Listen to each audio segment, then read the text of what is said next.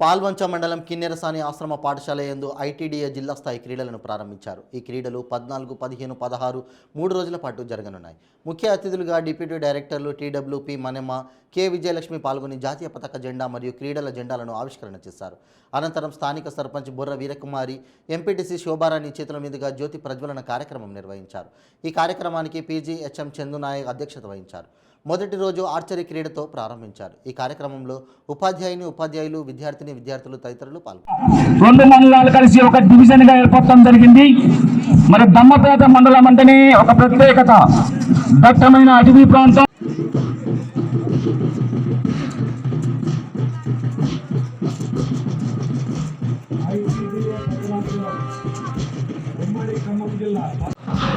ఆతిథ్య మండలం వెస్టింగ్ division Palvancha last గౌరవ వందనమిస్తున్నారు.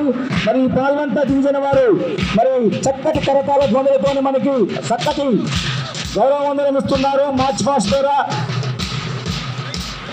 చివరిగా విచ్చేస్తున్నటువంటి చక్కటి కరతాల ధ్వనులతో వాళ్ళని మనం ఒక్కసారి మరి చప్పట్లతో ఒక్కసారి మనం ఉత్సాహపరచాలి. మరి సమ్మక్క సారలమ్మ గద్దెలు ఉండటం, అదేవిధంగా ఇల్లందుకు ప్రసిద్ధం మరి పేరుగాంచినటువంటి కోటమర్శమ్మ దేవాలయం ఉండటం, రోళ్లపాడు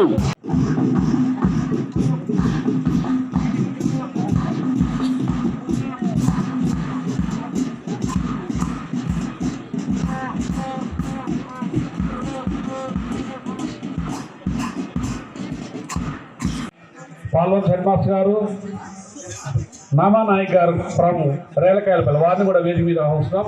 అట్లానే మీడియా మిత్రులు వారిని కూడా వాళ్ళకి ప్రెస్ గ్యాలరీ ఏర్పాటు చేయడం, అక్కడ ఆశలు కావాలని కోరుకుంటూ వందే మాత్రం పిల్లలు స్టేజ్ దగ్గర తొందర రావాలి.